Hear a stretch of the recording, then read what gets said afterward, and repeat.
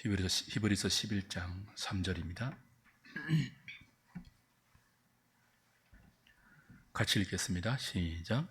믿음으로 모든 세계가 하나님의 말씀으로 지어진 줄을 우리가 아나니 보이는 것은 나타난 것으로 말미암아 된 것이 아니니라. 오늘 지난주에 못다한 신앙고백서 제4장 하나님의 창조 1항의 못다한 마지막 나머지 부분을 공부하도록 하겠습니다. 4장 2항은 인간 창조에 관한 것이고 1항은 하나님의 창조에 관한 대략적인 그런 내용들입니다. 자, 1항 웨스트민스터 신앙고백서 제4장 1항 같이 읽을까요? 시작. 성부, 성자, 성령 하나님께서는 그의 영원한 능력과 지혜와 선하심의 영광을 나타내기 위하여 태초에 세상과 세상에 있는 보이거나 보이지 않는 모든 만물을 6일 동안 창조, 즉 무에서 만드시기를 기뻐하셨다. 그 결과 모든 것이 심히 좋았다. 신앙고백서 4장 1항이 우리에게 가르쳐주는 것은 첫 번째, 창조의 주체이죠. 성부, 성자, 성령 하나님께서는 그렇게 시작되지 않습니까? 누가 온 우주 만물과 그 속에 있는 모든 것을 창조하셨냐라고 할 때 성부, 성자, 성령 삼위일체 하나님이 창조하셨다라고 창조의 주체를 삼위 하나님이라고 밝히고 있습니다.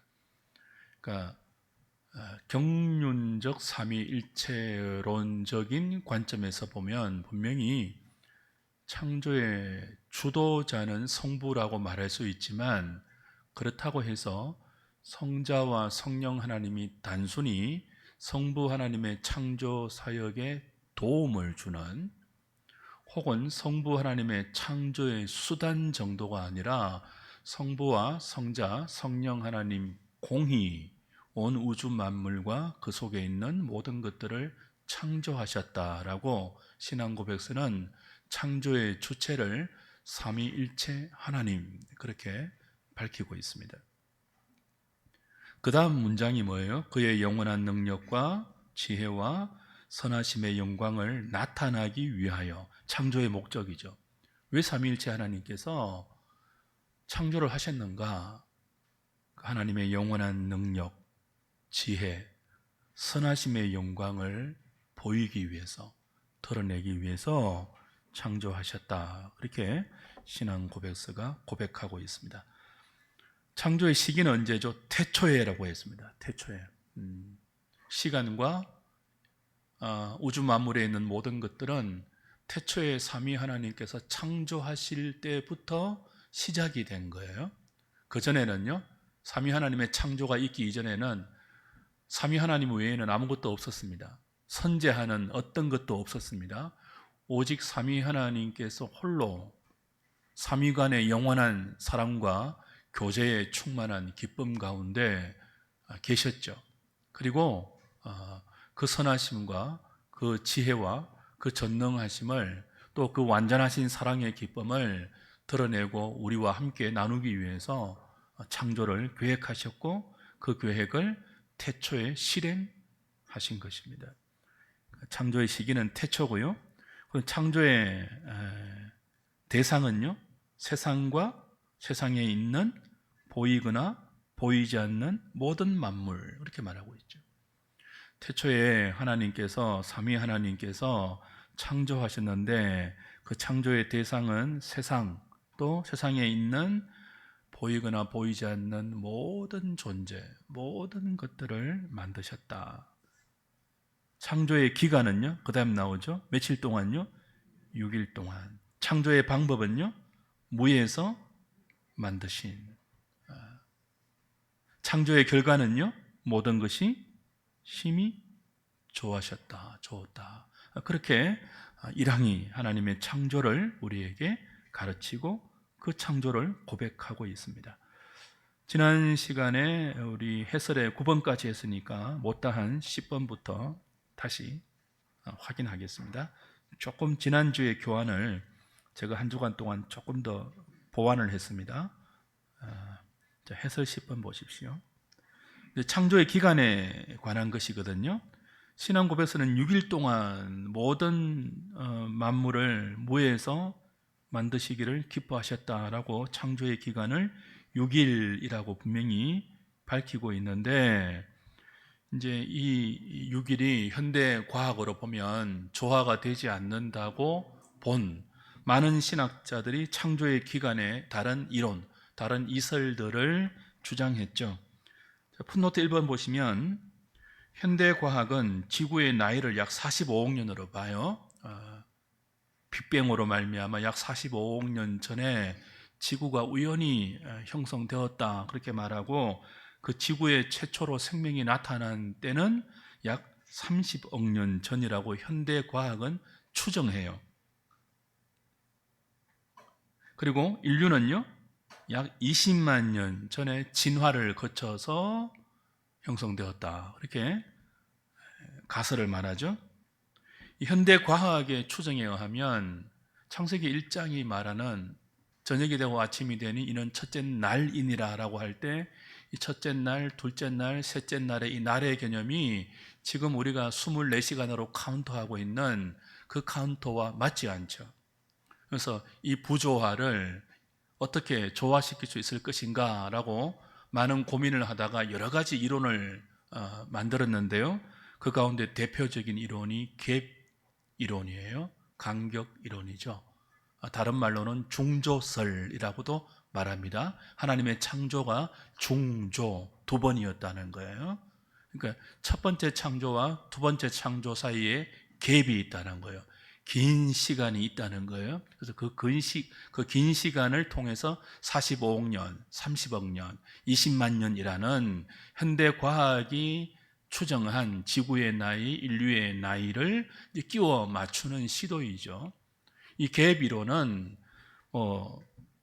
세대주의 신학의 대표적인 한 형태인데요. 창세기 1장 한번 보십시오. 1장 1절에 태초에 하나님이 천지를 창조하시니라 라고 되어 있잖아요. 그리고 2절에는요, 땅이 혼돈하고 공허하여 흑암이 깊음 위에 있고 하나님의 영은 수면 위에 운행하시니라 되어 있죠. 그리고 3절에 이제 첫째 날에 창조가 시작된단 말이에요. 하나님이 빛을 창조하시죠. 근데 이 중조설은, 이 갭이론은 1절과 3절 사이에 2절이라는 긴 간격이 있다는 이론이에요. 그 긴 간격이 있다고 주장하는 그 근거는 2절에 땅이 혼돈하고 공허하다라고 했거든요. 이 상태를 1절의 첫 번째 창조가 하나님의 심판으로 말미암아 혼돈하고 공허하게 되었다고 주장해요. 그러니까 1절과 3절 사이에 2절에 심판의 결과가 있다는, 그래서 하나님의 첫 번째 창조와 3절의 두 번째 창조 사이에 긴 갭이 존재한다는 갭 이론이에요. 우리나라에는 조영기 목사가 이걸 주장했죠. 그래서 워낙 순복음교회 성도들의 숫자가 많기 때문에 이 이론이 막 우리나라 한국교회에 퍼져나갔습니다. 그래서 두 번 창조했다라고 해서 어떤 이론이라고요? 중조론이라고 부르기도 해요. 근데 이건 2절의 이제 성경 해석의 무지이죠.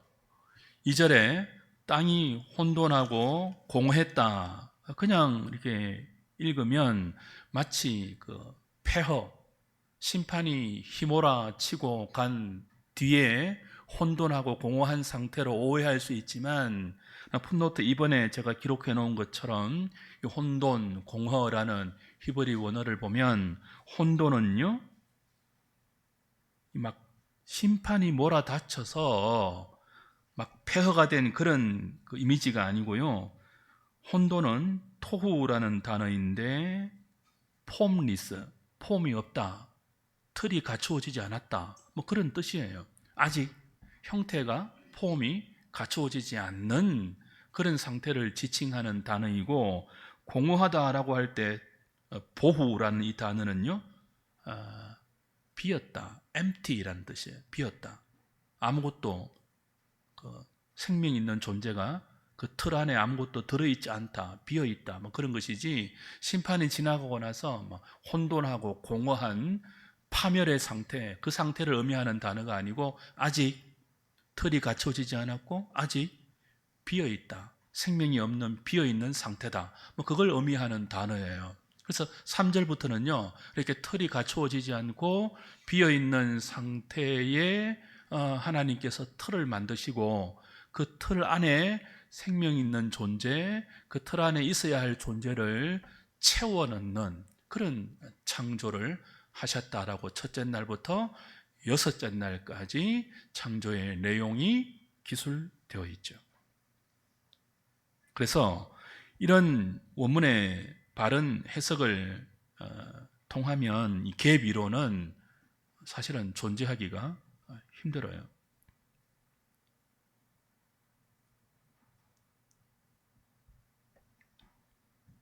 두 번째, 이제 24시간이 아니다. 어떻게 24시간에 6일을 통한 창조가 다 이루어졌느냐? 지구 나이가 45억 년인데 그게 말이 되냐? 그런 어떤 그 과학과 신학의 간격을 맞추기 위해서 형성된, 그리고 유포된 대표적인 두 번째 이론은 뭐예요?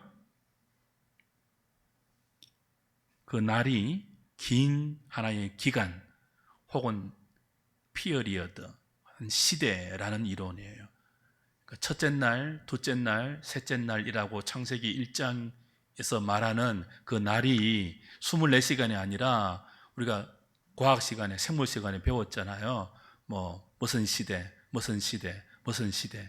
그 시대가 날이라는 거예요. 왜냐하면은 여기 히브리어 욤, 날이라는 히브리어 욤이 24시간을 의미하는 one day, day의 개념만이 아니라 기간이라는 개념도 사실은 있거든요. 그래서 히브리 단어에 천착해서 아니다, 첫째 날, 둘째 날, 셋째 날이 기간이다, 하나의 기간이다, 하나의 시기다, 하나의 시대다, 고생대, 무슨 중생대 이런 거 있잖아요.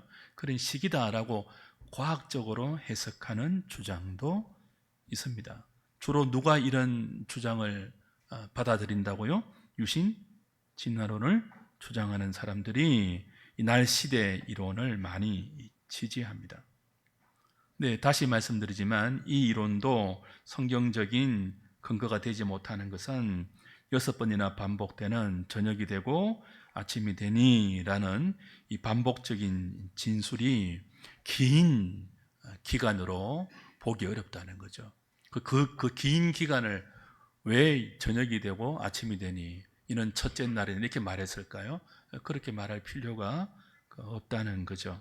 만약에 정말 24시간이 아니라 날이 긴 기간이었다면 첫째 날이니라, 둘째 날이니라, 셋째 날에는 말하지 않고 서술을 써야 합니다.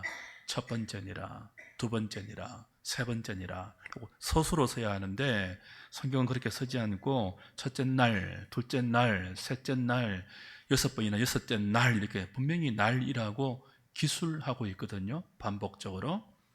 그래서 이 날 시대 이론도 성경적으로 지지를 받지 못합니다.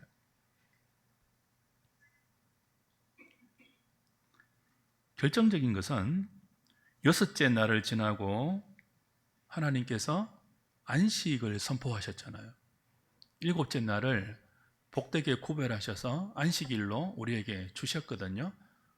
그럼 최초의 하나님의 안식이 날이 아니고 긴 기간이 되면 그 하나님의 안식을 모델로 해서 우리에게 안식일이라는 계명을 주셨는데 그 계명 4계명조차도 긴 기간이 되어버려요. 그래서 조화롭지 못하죠. 성경 전체의 진리의 진술과 맞지 않습니다. 그래서 자꾸 과학과 신학을 현대 과학의 나이에 창세기 1장을 맞추려고 하면 이런 그 성경 전체의 진술과 맞지 않는 이론들이, 이설들이 발생할 수 있는데 우린 그것을 유념해야 한다는 뜻입니다. 세 번째가 이제 개혁주의 안에 많이 퍼져 있는 이론인데요. 무슨 이론이죠? 하부 구조 가설이에요. 창세기 1장 1절이 긴 진화의 기간을 하나님께서 진화라는 방법으로 천지를 창조하실 때 그 긴 진화의 기간을 설명하기 위한 하나의 토대, 하부 구조를 마련하는 문학적, 예술적 장치다. 뭐 그런 이론이에요. 그러니까 이 니콜라스 니델보스라는 학자가 이 하부 구조 가설을 제시했는데, 그는 창세기 1장과 2장과 3장의 이 내용들이 역사적 팩트가 아니라 역사적 스토리라고 말해요. 역사적 이야기다 그러죠. 그 역사적 이야기의 시적 표현이 혼합되어 있다. 창세기 1장, 2장, 3장은 역사적 사실이 아니라 역사적 이야기에 문학적 기법이 포함되어서 하나의 드라마를 제공하는데, 그 드라마는 무엇을 위한 드라마죠? 온 우주 만물이 진화론적인 방법으로 만들어졌다는 것을 토대를 마련하기 위한 하부 구조를, 이 역사적 스토리와 그리고 문학적인 기법이 혼합되어서 토대를, 하부 구조를 마련한다. 그렇게 주장하는 거예요. 유신진화론과 뭐 크게 다르지 않는 이론이죠. 왜 이런 이론들이 발생합니까? 창세기 1장에 나오는 첫째 날, 둘째 날, 셋째 날, 여섯째 날까지를 24시간으로 보지 않기 때문에 그래요. 보지 않는 이유는 무엇입니까? 현대 과학이 카운터한 지구의 나이 때문에 그래요. 여러분 한번 생각해 보세요. 과학자들이 지구의 나이를 45억 년이라고 하는 그 근거가 뭐예요? 과학적인 근거가 뭐예요? 반감기 아니에요. 방사선 동위원소의 측정 기술을 따서 그 방사선 동위원소가 반으로 줄어드는 기간, 반감기잖아요. 그 반감기를 가지고 여러 화석들의 연대를 추정하잖아요. 가설이거든요. 근데 이 반감기의 연대 추정이 정확하지 않다는 것은 이미 밝혀졌잖아요. 그죠? 그러니까 이미 밝혀진 그 정확하지 않는 반감기의 연대 추정 기술을 따라서 지구의 나이를 추정한 그 과학적인 가설과 성경 창세기 1장, 2장, 3장의 신학적인 진술을 자꾸 조화시키려면 이런 이제 창세기 1장, 2장, 3장을 역사적 사실로 보지 않고 하나의 스토리, 문학적 기법으로 보는 귀괴한 성경 해석이 나올 수밖에 없다는 거예요. 여기서부터 하나님의 창조론은 허물어지기 시작합니다. 웨스트민스터 신앙 고백서는 하나님의 창조 교리를 4장 1항에서 분명하게 6일 동안 무에서 유로 창조하셨다. 그렇게 창조하시기를 기뻐하셨다라고 밝히므로 이런 많은 창조를 믿지 못하는, 6일 창조를 믿지 못하는 많은 이론들의 쇠기를 받고 있습니다. 근데 이 3번 리델보스의 하부 구조 가설을 그 유명한 메르디스 클라인이라는 신학자가, 개혁파에 속한 신학자거든요. 웨스트민스터 신학교에서 가르쳤어요. 그 웨스트민스터 신학교는 우리 개혁파 신학의 대표적인 신학교 중에 하나입니다. 우리나라 목회자들도 여기서 유학하고 온 분들이 많아요. 특별히 합동측은 웨스트민스터 신학교의 출신들이 굉장히 신학교 교수 사역을 많이 해요. 그래서 이런 교수님들이 이런 이론을 이제 신학교에서 가르쳤죠. 그래서 개혁파 안에서도 이 하부 구조 가설은 굉장히 통용된, 널리 퍼져 있는 그런 가설이지만 그것 때문에 심각한 문제가 야기되었죠. 지지할 수 없는, 동의할 수 없는 그런 가설이라는 것을 우리는 기억해야 합니다. 자, 그래서 히브리 11장 3절의 진술을 우리는 반드시 붙들고 있어야 돼요. 믿음으로 모든 세계가 하나님의 말씀으로 지어진 줄을 우리가 뭐 한다고요? 아나니, 믿나니, 뭐 그런 뜻이에요. 믿음의 문제입니다.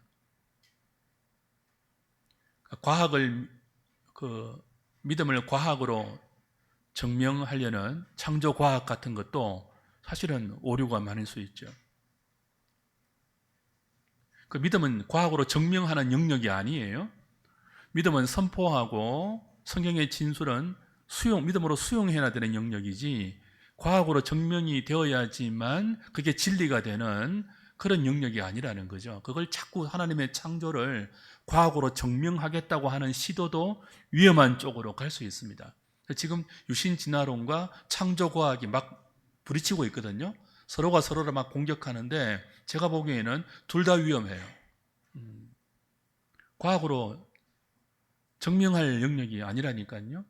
오히려 과학을 성경의 진리로 재해석하고 검토해서 그 과학의 주장이 진리인지 아닌지를 성경이 검토해야 하는 검토관의 역할을 우리가 해야 한다는 사실을 잊지 말아야 합니다. 11번 보십시오. 하나님의 6일 창조에는 창조의 맨 마지막에 무엇이 있었죠? 인간 창조가 있지 않습니까? 이제 4장 2항에서 다룰 것인데요. 인간 창조는 다른 모든 피조물의 창조와 굉장히 구별되어요. 하나님의 형상으로 창조된단 말이죠. 이 하나님의 형상으로 창조되는 인간 창조를 위하여 나머지 모든 창조가 사실은 준비되는 것이라고 볼 수 있습니다. 하나님은 세상의 모든 것을 창조하신 뒤에 마지막에 당신의 형상으로 인간을 창조하셔서 모든 피조 세계를 하나님 대신 다스리게 하셨죠. 그러므로 성경이 우리에게 설명하고 있는 하나님의 6일 창조는 단순히 문학적 수사가 아닙니다. 그리고 상징이 아닙니다. 인간 창조를 향한 하나님의 분명한 뜻이 담긴 팩트입니다. 6일이 아니라 그냥 단번에 모든 것을 창조할 수 있는 하나님이 굳이 첫째 날, 둘째 날, 셋째 날, 넷째 날, 다섯째, 여섯째 이렇게 6일 동안 창조를 하셨다는 사실은 그 하나님의 창조가 어떤 의도를 갖고 있는 그 의도에 따라서 질서 있게 만들어졌다는 것을 우리에게 가르쳐 줍니다. 제가 표를 만들어 놓았죠? 아까 토후, 보후, 혼돈하고 공허하다라고 할 때 혼돈이 뭐라고요? 폼리스잖아요. 폼이 없다. 형태가 없다. 틀이 갖추어지지 않았다. 그러니까 하나님의 창조의 첫 번째 셋째 날까지는요, 대부분 틀을 만드는 창조였습니다. 넷째 날, 다섯째 날, 여섯째 날은요, 그 첫째, 둘째, 셋째 날에 상응하는 그 틀에 무엇인가를 채워 넣는 그런 질서정연한 하나님의 사역이었다는 거죠. 상관성이 있습니다. 첫째 날과 넷째 날이 상관성이 있고, 둘째 날과 다섯째 날이 상관성이 있고, 셋째 날과 여섯째 날이 상관성이 있어요. 표를 보십시오. 자, 첫째 날 뭐 창조하셨죠? 빛을 창조하셨죠. 하나님이 태초에 천지를 창조했다라고 하고 빛을 창조하셨습니다. 구체적으로. 그리고 빛과 어둠을 분리하셨는데요. 넷째 날에는요, 그 빛에 대응되는 그 원천적인 빛을 반영하는 광명체들을 창조하시죠. 그 태양은 빛 자체가 아닙니다. 첫째 날에 만들어진 하나님이 빛이 있으라라고 말씀하시고 빛을 창조한 그 빛을 반영하는 그 빛의 그 속성을 담고 있는 광명체이지 빛 자체가 아니에요. 모든 광명체들은 그게 이제 넷째 날에 첫 번째 날 빛을 반영하는 대응체로 창조됩니다. 하나님은 넷째 날에 그 광명체들을 창조하시고 태양을 낮을 주관하게 하시고 다른 광명체들을 밤을 주관하게 하셨다. 이렇게 말하고 있죠. 첫째 날에 어둠과 빛의 틀을 만드셨다면 넷째 날에는요, 그 빛과 어둠의 틀 안에 채워넣는 광명체들을 채워넣고 계시죠. 둘째 날에는요, 물과 물의 분리로 공창을 만드셨죠. 그리고 공창을 하늘로 부르셨습니다. 다섯째 날 보십시오. 자, 물과 물을 분리했는데 다섯째 날에는요, 물 속에 물고기, 하늘에 새를 창조하셨어요.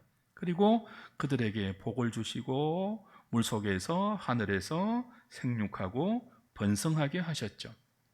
자, 둘째 날과 다섯째 날이 서로 상응되죠. 그 틀 안에 생명체와 존재를 채워넣고 있죠. 셋째 날 보십시오. 물과 물의 분리가 다시 모인 물을 바다로 부르시고 그 물이 물러나서 묻이 형성된 곳을 땅이라 부르셨죠. 그리고 땅에는요, 채소와 나무를 내게 하셨습니다.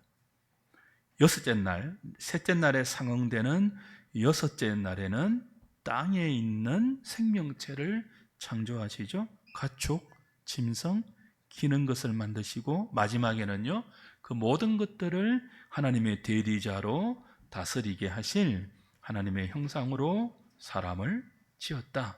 그리고 복을 주시고 생육하고 번성하고 다스리게 하셨다. 이게 6일 창조가 질서정연하게 하나님의 의도대로 지어진 것을 보여줍니다. 창조의 결과는요, 하나님 보시기에 심히 좋았다라고 하셨죠. 심히 좋았다는 말은 보기에 좋았다, 아름답다, 와, 이게 아니고요, 심미적인 표현 정도가 아니고 모든 창조 세계가 하나님의 의도대로 지어졌고 의도대로 기능하고 있고 하나님의 뜻을 잘 반영하고 있어서 굉장히 흡족하셨다라는 뜻이 뭐죠? 보시기에 심히 좋았다라는 뜻이에요. 외적으로 좋았다, 내가 참 아름답게 잘 지었다, 그 정도가 아니라 모든 것이 하나님의 뜻에 조금도 어긋남이 없이 완벽하게 질서정연하게 하나님의 뜻을 반영하여 기능을 발휘하고 있어야 할 곳에 있고 해야 할 일을 하고 있는 그런 상태. 그래서 하나님이 창조의 목적이죠. 당신의 선하심과 지혜로우심의 영광을 모든 피조 세계가 온전히 구현하고 있는 것을 보시고 굉장히 흡족해 하셨다. 그것이 창조의 결과입니다. 하나님이 굉장히 만족하신, 하나님의 의도대로 모든 피조 세계가 하나님의 선하심을 찬송하고 하나님의 영광을 드러내고 있고 길가의 돌들까지 하나님을 인정하고 하나님께 노래하고 영광을 돌리는 그 아름다운 상태를 깨트려버린 인간의 반역, 하나님이 하지 말라고 하신 선악과 금지 언약을 깨트리고 자기가 선악을 분별하는 하나님의 자리에 올라가려고 한 인간의 반역으로 하나님 보시기에 심히 좋았던 이 모든 피조 세계의 질서와 거룩함과 아름다움이 산산이 다 부서진 것입니다. 그러니 선악과를 따먹은 아담과 하와의 죄는요, 그냥 사과나무 하나 따먹은 것, 복숭아 나무 하나 따먹은 것, 그 정도가 아니에요. 에이, 하나님 그 열매 하나 따먹었다고 그렇게 진노하실 수 있습니까? 가 아니고 그 보시기에 심히 좋았던, 그렇게 질서정연하고 그 모든 것들이, 우주에 있는 모든 것들이 하나도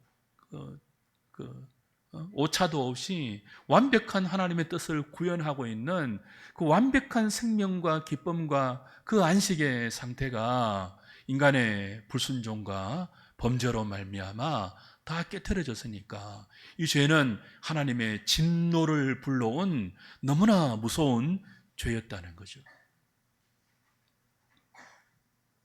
여러분이 휴가를 갔는데 집을 깨끗이 다 치우고 막 돌아오면 집이 최고야 할 정도로 막 깨끗이 정돈해 놓고 그렇게 휴가를 갔다 왔어요.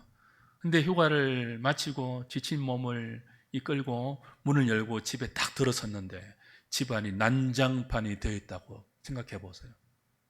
냉장고 다 막 이렇게 디벼져 있고 막 화분 다 끼워져 있고 막 뭐 도둑놈 신발 자국 막 다 여기저기 찍혀 있고 막 농 다 이렇게 열려 있고 막 화 안 나겠어요? 허락도 안 했는데 누군가가 들어와 가지고 온 집안을 쑥대밭으로 만들어 놓으면 그 정도가 아니라니까요. 인간의 타락은 그 정도만 되어도 이놈 잡혀봐라 한 번만 이렇게 할 건데 그 정도가 아니라니까요. 에덴 동산 조이 오브 가든이거든요. 기쁨의 정원이거든요. 기쁨의 동산이거든요. 그 기쁨과 생명으로 충만한 복락이거든요. 그 에덴 동산이 아담과 하와의 범죄로 쑥대밭이 된 것은 도둑놈이 들어와서 강도가 들어와서 우리 집안을 쑥대밭으로 만든 것과는 비교가 안 되는 난장판을 만든 거예요. 그 하나님이 진노하시기에 충분한 범죄가 선악과 언약을 어긴 아담과 하와의 범죄예요. 원죄예요. 그래서 그것이 사망을 초래했다고요.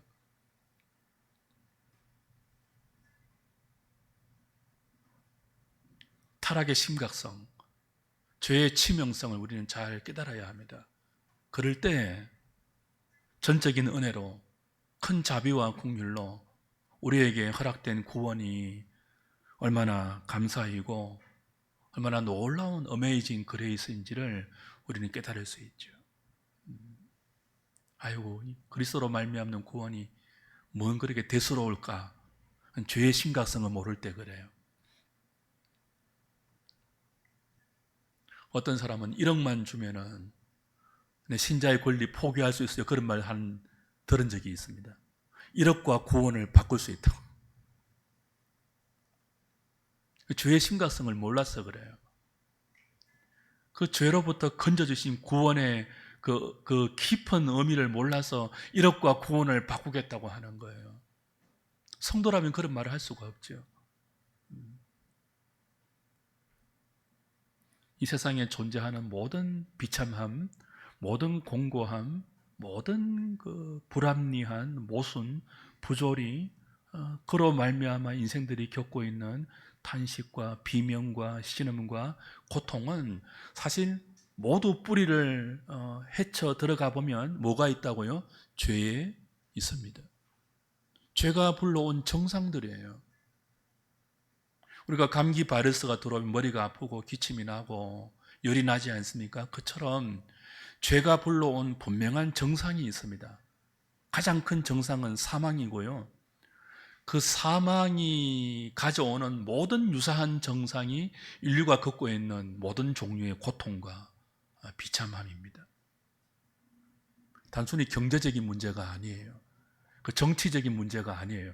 그걸 정치로 풀 수 없다고요. 그걸 경제로 풀 수 없고 군사와 외교로 풀 수 없는 거예요. 그건 신학적으로만 해결 가능한 거예요. 그래서 교회는 정치에 함몰되면 안 돼요. 이 한국 교회가 정신을 차려야 돼요. 정치가 믿음 위에 지금 올라가 있거든요. 지금 한국 교회가. 네? 제발 좀 그러지 마세요. 그리스도의 십자가를 모욕하는 거예요. 그건. 교회가 왜 정치에 휘둘려요? 교회가 정치를 해석해야죠. 왜 교회의 신학이 이데올로기보다 못하게, 이데올로기는 그 신념도 아니잖아요. 어떤 사상도 아니거든요. 이데올로기는 그냥 하나의 사조예요, 사조. 왜 교회가 정치 이데올로기에 함몰되어서 뭐 교회 안에 진보와 보수가 싸웁니까?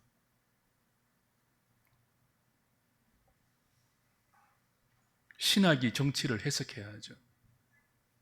신학이 정치를 바르게 추도하고 하나님의 나라를 추구해야죠. 진보와 보수가 아니라 하나님의 나라가 가리키는 의와 공도를 교회는 생명처럼 붙들어야죠.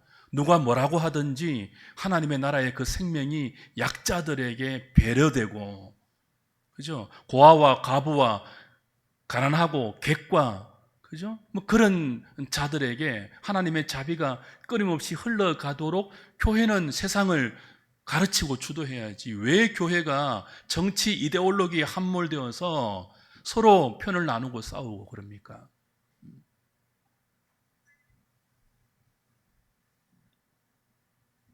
12번 보십시오.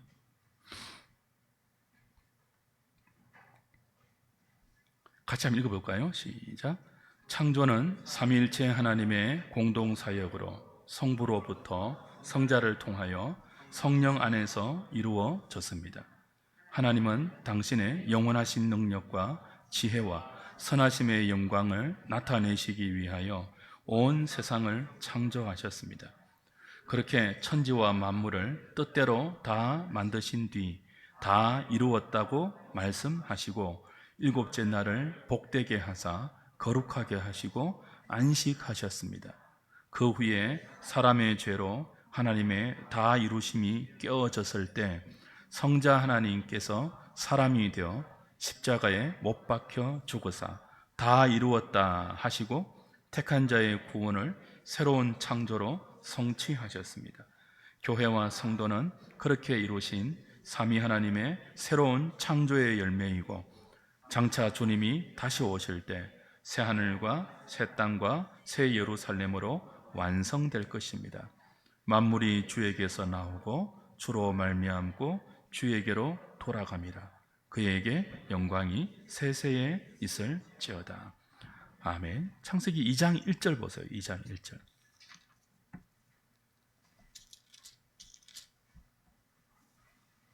천지와 만물이 다 뭐하다고요? 이루어지니라. 그러니까 하나님께서 창조를 다 이루시고 나서 천지와 만물이 다 이루어졌다라고 선언하고 있습니다. 그러니까 다 이루셨어요. 다 이루신 심히 보시기에 좋도록 다 이루신 그 하나님의 첫 번째 창조를 인간의 죄가 깨트려 버렸지 않습니까? 근데 그 죄가 깨트려진 하나님의 창조 세계를 다시 회복시키기 위하여 하나님의 독생자가 육신을 입고 이 땅에 오셔서 첫사람 아담이 깨트려버린 그 하나님의 창조 세계, 하나님 나라의 보시기에 심히 좋은 세상을 다시 회복하기 위하여 우리의 구원을 다 이루셨죠. 십자가의 마지막 말이 무엇이었죠? 다 이루었다. 우리의 구원을 다 이루신 그것을 신학적으로는 하나님의 재창조, 영적인 재창조 그렇게 표현하기도 합니다. 예수님 뭐라고 했습니까? 아버지가 일하시니 나도 일하신다.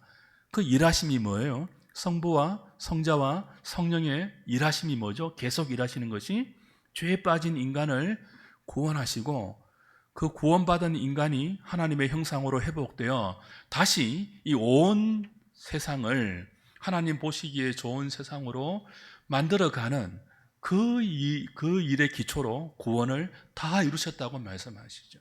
그리고 그것이 언제 완성됩니까? 주님이 다시 오실 때 새 하늘과 새 땅과 새 예루살렘이, 지금 여기는요, 첫 번째 피조 세계는요, 불에 다 녹듯이 다 타버리고 위로부터 새 하늘과 새 땅과 새 예루살렘이 만유가 갱신되는 새로운 피조 세계로 완성될 것입니다.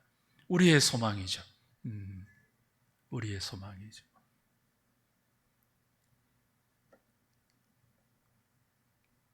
좋지 않습니까? 상상만 해도. 상상만 해도. 그래서 성도의 고백은 마라나타이죠. 아멘. 주 예수여 오시옵소서. 자, 요약하면 1항을 요약하면 창조의 주체는 누구라고요? 삼위 하나님이시죠. 창조의 목적은요? 하나님의 영원한 능력, 지혜, 선하심의 영광을 나타내기 위해서입니다. 창조의 대상은요? 보이는 모든 것과 보이지 않는 모든 것입니다. 자, 여기서 풋노트 4번. 유대교회에서 그 분파 중에 사두개파가 있지 않습니까? 사두개파는 부활을 믿지 않습니다. 현존 세계만 믿어요. 그런 점에서 천사도 믿지 않고 영적 세계, 영물도 믿지 않습니다. 벨기에 신앙 고백은 창조에 대한 교리를 고백하면서 사두개파의 교리를 옳지 않다고 비판하고 있죠. 자, 우리는 천사를 믿습니다. 영적 존재도 믿습니다. 보이지 않는 모든 세계도 하나님이 창조하셨다고 믿습니다. 창조의 방법은 무엇입니까? 무에서 유로, 특별히 말씀으로. 그러나 이 무에서 유의 창조는 2차적인, 그죠? 첫 번째로 만드신 무에서 유, 그 유를 가지고 또 다른 유를 창조하신 것도 포함되죠. 대표적으로 무엇이 있습니까? 인간의 창조. 인간의 창조는요, 흙으로 사람을 빚으시고 그 코에 생기를 풀어 넣었잖아요. 흙이라는 하나님의 1차 창조의 창조물을 가지고 인간을 지었잖아요, 2차적으로. 그리고 여자는요, 남자의 갈빗대에서 취하여 이불을, 하와를 만드셨잖아요. 이게 스토리가 아니라니까요. 이게 문학적인 기법이 아니, 이게 팩트예요, 팩트. 믿으세요? 그 최초의 여자가 남자의 갈빗배에 취하여서 하나님께서 창조의 능력으로 만드셨다고요. 이게 만화가 아니에요. 신화가 아니에요. 그걸 그냥 다 그 상상력으로 인한 어떤 교훈을 만들어내기 위한 어떤 신학적인 내용을 구성하기 위한 하부 가설이 아니라고요. 팩트예요, 팩트. 1장, 2장, 3장은 애굽의 다신교 밑에서 종살이 하던 출애굽한 이스라엘 백성들에게 애굽이 주장하는 수많은 신들은 신이 아니고 하나님이 6일 동안 만든 피조물에 불과하고 그 모든 것들을 다스리기 위하여 너희들이 하나님의 형상으로 지음받았다라고 말해주는 팩트예요, 팩트. 뱀을 섬기고 태양을 신으로 섬기고 보이는 모든 것들을 신으로 우상 숭배하는, 거기에 물들어 있는 자기 백성을 끄집어내면서 이 모든 세계는 여호와 하나님이 지으셨다. 6일 동안 지으셨다. 무에서 말씀으로 지으셨다. 너희를 지으셨다. 그러니 너희가 태양에게 절하지 말고 뱀에게 절하지 말고 인간이 손으로 만든 우상에게 절해서는 안 된다. 어떤 형상도 섬기지 마라. 말씀으로 천지를 창조하신 여호와를 섬기고 그분의 말씀에 순종하는 것이 너희들의 생명이다 라고 가르치기 위해서 창세기를 기록했잖아요. 이게 가설이 아니라고요. 창조주 하나님을 맨 먼저 가르치신다고요. 그러니 창세기 1장, 2장, 3장을 믿지 못하면 하나님을 제대로 믿는 게 아니에요.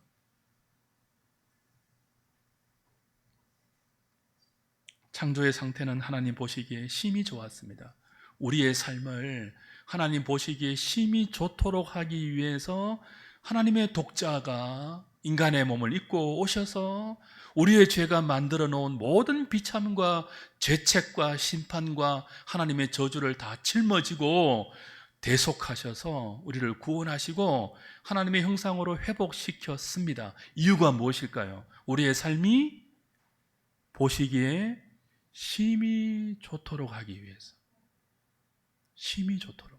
그러니까 오늘 저와 여러분들의 삶의 목적이 있어야 돼요. 하나님 보실 때 심히 좋도록 살아야 돼요. 하나님 보실 때. 우리가 부부 생활할 때 서로를 의식하지 않습니까? 남편이 아내를 의식하잖아요. 아내의 마음에 들어야 되고 마음 상하지 않도록 서로가 서로를 배려하지 않습니까? 성도도 그렇게 살아야 돼요. 뭘 하든지 하나님을 의식해야 돼요. 하나님 보시기에 좋은 말을 해야 되고 하나님 보시기에 좋은 생각을 해야 되고 하나님 보시기에 좋은 삶을 살아야 돼요. 그렇게 못 살 때마다 애통하고 은혜를 구하고 그렇게 살았을 때는 하나님의 은혜입니다. 당신의 능력입니다. 영광 받으시옵소서. 감사와 영광을 하나님께 돌리고 그게 성도이죠. 그게 교회입니다. 하나님 보시기에 심히 좋은 하누리 교회, 하나님 보시기에 심히 좋은 모든 하누리 성도님들 다 되시기를 주님의 이름으로 축복합니다.